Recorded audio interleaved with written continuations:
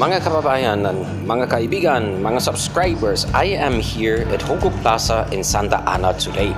I went here because Mayor Isko Moreno just went here to check on this place.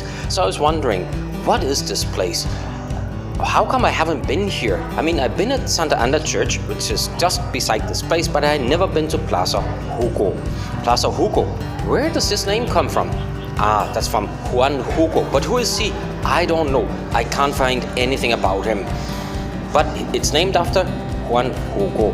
So guys, what is important here is the mural. You see the mural in the back? Now this is what Mayor came down to inspect. Way back in the 19th and 20th century, Santa Ana was an enclave for Manila's upper class. They would move here from Binondo and basically they would live here because it was cooler because of the breeze from Pasig River. I don't think it's exactly the same, but that's what it was before. Now here is the mural. As you can see, it really represents the city of Manila. We got Binondo Church, you got the new Manila City Hall, Clock Tower of course, and there's a lot of other stuff going on this mural. It's just beautiful. And as Isko Moreno said, this is all about promoting the Filipino culture, Filipino arts, and that's a very good example to show that even during the COVID and the lockdown, we can still do it. There you have the Santo Niño, you have Metropolitan Theater, I saw Binondo Church, lungsod ng Manila, Philippines, of course. Santa Ana is part of Manila, and Santa Ana has been very lucky because during World War II, oh, there's the clock tower with the gold. During World War II, diba, everything in Manila was bombed except for Santa Ana. Santa Ana was lucky.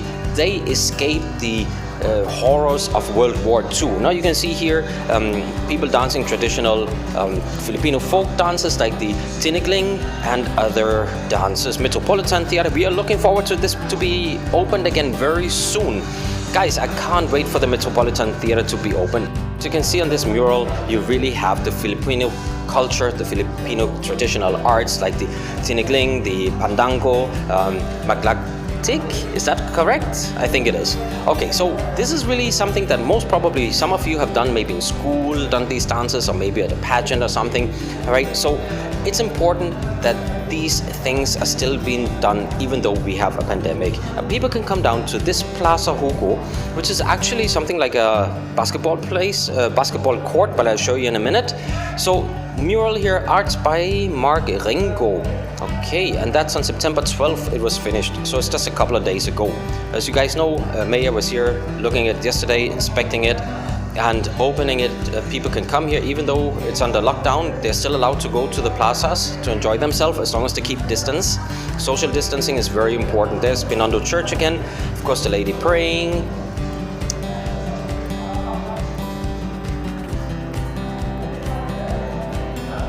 Well, did you know that Santa Ana used to be known as Santa Ana de Sapa?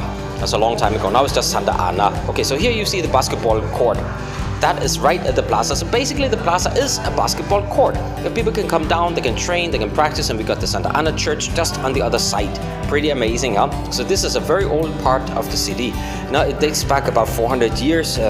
This used to be the Franciscan monks who ran this whole place, this whole area. I know there's a lot of basketball players who came from this place, and it's a big place. I mean, you can see, you can sit here on the left and on the right, you can sit there, you can watch the local basketball players, and then here at the stage in front of the mural, they have plays, no?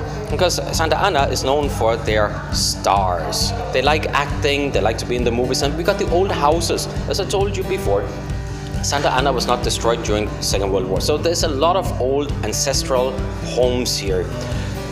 That was from the middle class and the upper class that moved out from Sampaloc, Binondo, and the downtown area of Manila in the 19th and 20th century. So wouldn't it be great to see all these old houses restored again, no?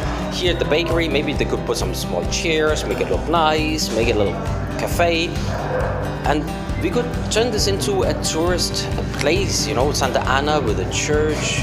You can actually come down to the river and you can take the ferry boat from Santa Ana all the way down to Jones Bridge, which is a great idea. So you could make it into like a tourist hub.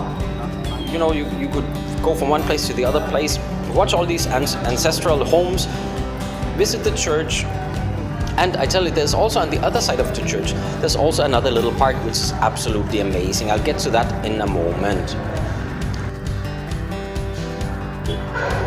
Now, actually, the entire area around this square or this plaza is really interesting. There's so many small buildings, little bakeries around the area. So you can go around here and check it out. There's a Jardín de Isabel. Wow, there's the hoops. Who wants to play hoops? Guys, I know you Filipinos, you love your basketball. I'm from Denmark, we play football or soccer as you call it. But this is a great basketball court. Usually they're very small in every barangay, but this is a big one. Yeah, and this is a bakery that I said you could turn into like a little bakery with a cafe, some chairs, some tables, an old nice building as well. Do a little fixing up. And the Sta Ana Art Center, as I said, Sta Ana is well known for all their artists. Okay, so let's take a look at the Sta Ana Church, which was run by the Franciscan monks. And basically, this was the first Franciscan church outside of Maynila or outside of Intramuros. So they got this whole area, they built a church, and they were running the entire area of Sta Ana.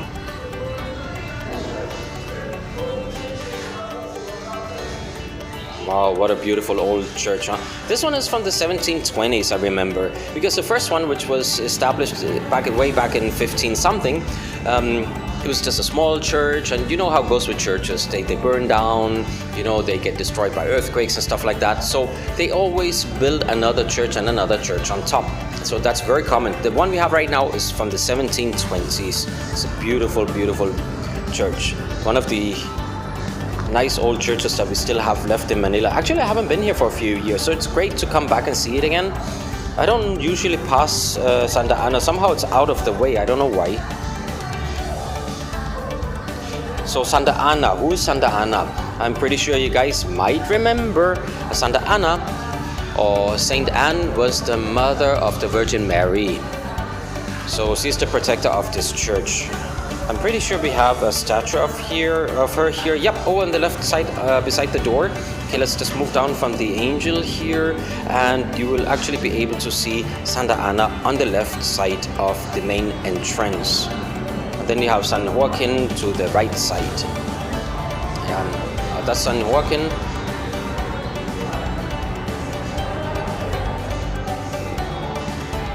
And that's Sta Ana.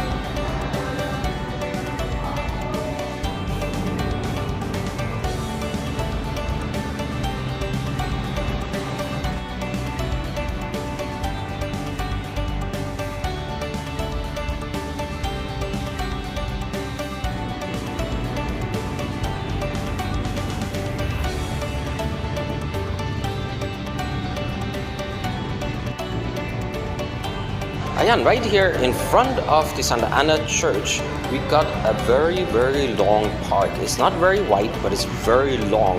I remember this from way, way back, and it was always a place that I would never visit. But look how beautiful it is, look how clean it is. You can sit here, just enjoy life. This is called Plaza Felipe Calderon. So guys, who is Felipe Calderon? Felipe Calderon is the one who wrote the very, very first Philippine Constitution. There we see him. There's the bust of Felipe Calderon. Ayan. So guys, if you have time, you come down to Sta Ana. This would be a very nice place, and it's not so far from the Sta Ana ferry station. So you can take the boat, the MMDA boat from Jones Bridge, and you can come all the way up here to Plaza Felipe Calderon, Sta Ana Church, here at the Sta Ana ferry station, which is just very nearby. And enjoy this park right here. It is so calming, it's so quiet, it's so clean, as you guys can see, the beautiful old trees. It's really a very nice plaza, no? The only thing is, it's a bit small, but that's okay. I mean, if you live in Sta Ana, I'm pretty sure that you remember this place. You might even have been here. And I also like all those small buildings along the way inside the plaza. Some of them are for official use. I think they're barangay offices and stuff like that. You see them a little further down, and I love the flowers here. They're so beautiful, and especially because everything is clean nowadays. Unlike before, I remember way back in the 90s, I would never go inside this plaza. No way. There would be snatchers, hold-uppers, it would be dirty everywhere. Right now, everything is being cleaned because of Mayor Isko Moreno. So guys, this was my trip to Sta Ana. It's very quick and brief, but I like the place. If you have time, come down and enjoy Sta Ana. See you next time, guys.